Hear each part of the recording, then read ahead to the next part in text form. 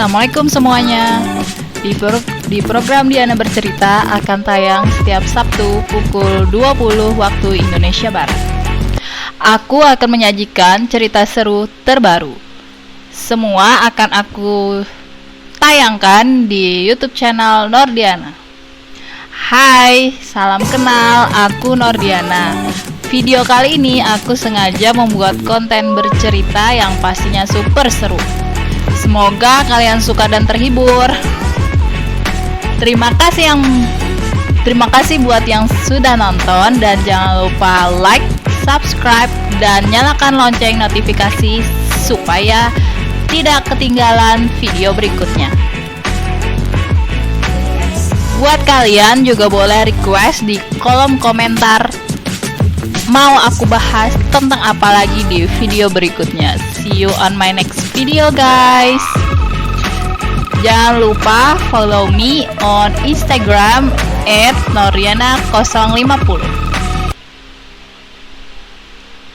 Hari ini aku akan bercerita tentang asal muasal nama kota Banjarmasin, yaitu kota kelahiran aku sendiri.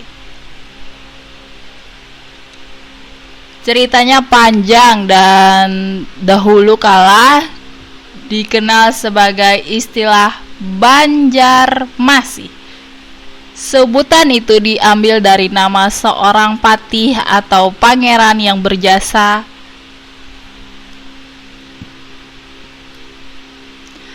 dalam berdirinya kerajaan Banjar, yakni Patih, hingga tahun 1664. Surat-surat dari Belanda ke Indonesia untuk kerajaan Banjarmasin masih menyebutnya dalam ucapan Belanda, yakni Banzermas. Setelah 1664, sebutan berubah menjadi ada huruf J, Banjarmasin, dan pertengahan abad 19 sejak Jepang kembali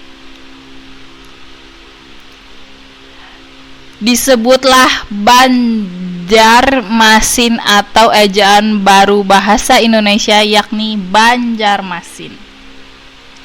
Kota Banjarmasin juga memiliki nama lain loh, yaitu Kota Tatas. Kenapa diberi nama Kota Tatas? Karena ada nama Pulau Tatas yang membentuk di wilayah Kecamatan Banjarmasin Barat dan Banjarmasin Tengah. Dahulu kawasan itu merupakan pemerintahan residen Belanda dan merupakan daerah yang multi talent dan ada berbagai suku yang tinggal di sana. Yang jelas, suku Banjar, ada suku Dayak, suku Batak, suku Bugis, suku Jawa, suku Sunda, suku Madura, dan lainnya. Tahu nggak semuanya? Tahu nggak penonton setia? Kota Seribu Sungai juga disebut Kota Banjarmasin. Nah, dari Kota Seribu Sungai itu ialah menjadi pendorong pertumbuhan ekonomi di pasar, karena dimanfaatkan oleh penduduk lokal menjadi pasar terapung, karena pasarnya berjualan di atas sungai.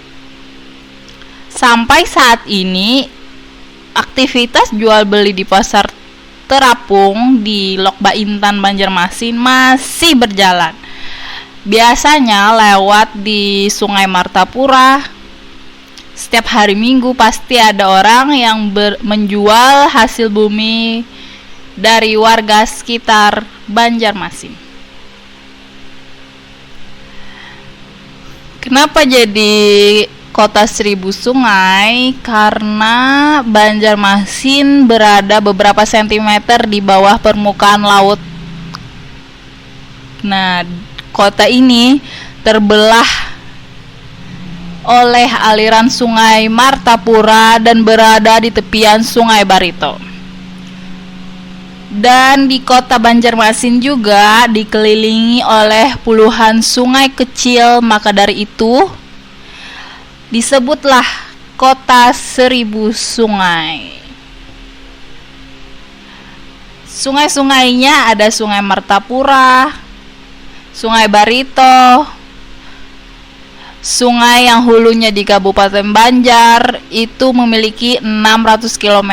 Sedangkan Sungai Barito, sungai terbesar dan terpanjang di Kalimantan Selatan adalah Sungai Barito. Nah, selain berhubungan dengan kota 1000 sungai tadi, adalah wisata susur sungai. Di Banjarmasin sangat terkenal dengan wisata susur sungai. Jadi wisatawan yang datang ke kota Banjarmasin itu sangat senang, biasanya naik kelotok atau naik kapal, dan itu sangat dimanfaatkan. Salah satu yang menarik adalah susur sungai. Biasanya di wisata susur sungai itu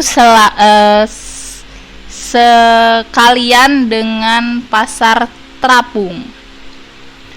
Nah, pasar-pasar terapung ini bisa melintasi di Kuin, atau pasar terapung bisa juga melintasi sering di Siring, terus ke Masjid Sultan Suryansah, di Menara Pandang, Maskot Bekantan, juga Museum Wasaka dan lainnya. Pasar terapung Kuin disebut jadi satu-satunya pasar terapung alami di dunia, karena pasar yang berlokasi di atas muara sungai ini diperkirakan telah ada dari 400 tahun lalu sampai sekarang. Nah, selanjutnya aku akan bahas tentang makanan yang ada di kota Banjarmasin atau makanan khas kota Banjarmasin. Wisatawan dan pendatang dan warga lokal pasti senang dengan makanan ini, yaitu yang khas adalah soto Banjar. Soto Banjar itu ada lontong atau nasi, dikasih iris kuah sop dari kaldu ayam, dan irisan ayamnya dan telur, ya, disiram dan dinikmati biasanya di atas sungai. Sangat enak. Selain soto Banjar, ada yang namanya selada Banjar, yaitu appetizer khas Banjarmasin, yakni terbuat dari kentang, selada, timun yang diserut dan ditumpahkan kuah khas, yaitu kuah asam yang terbuat dari kentang dan telur, dan diolah menjadi rasa yang khas dan nikmat. Biasanya kedua menu khas ini ada disajikan di berbagai macam acara, misalnya perkawinan, acara tasmiyah, dan lain sebagainya, karena ini adalah menu wajib dan khas. Nah, apa saja juga yang khas dari Kalimantan Selatan selain di makanannya, yaitu ada kain sasirangan. Kain sasirangan itu menjadi khas Kalimantan Selatan karena diwariskan secara turun-temurun sejak abad ke-6. Kain sasirangan Kain sasirangan adalah kain adat suku Banjar. Kain ini telah diwariskan secara turun-temurun dari abad ke-12. Prosesnya, kain diberi pewarnaan. Kalau biasanya di printing ya, meliputi tali, benang dan sejenisnya. Diperintang ya, dililitkan atau dijahit dulu, terus ditarik. Dan itu langsung dicelupkan ke warna, dan itulah prosesnya, dan hasilnya menjadi kain sesirangan seperti ini. Oke, itu tadi cerita aku pada malam hari ini tentang kota Banjarmasin, kota kelahiran aku sendiri. Quotes-nya, kita belajar bisa ngontrol diri kita sendiri. Belajar buat bisa nyelesain apapun sendiri. Cerita ke diri sendiri atau orang lain, toh juga pada akhirnya bakalan sendiri. Hidup masing-masing sendiri. Jadi belajar kehilangan mulai dilatih.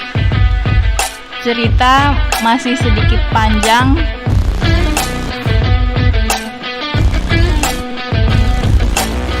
Saya akan lanjutkan nanti.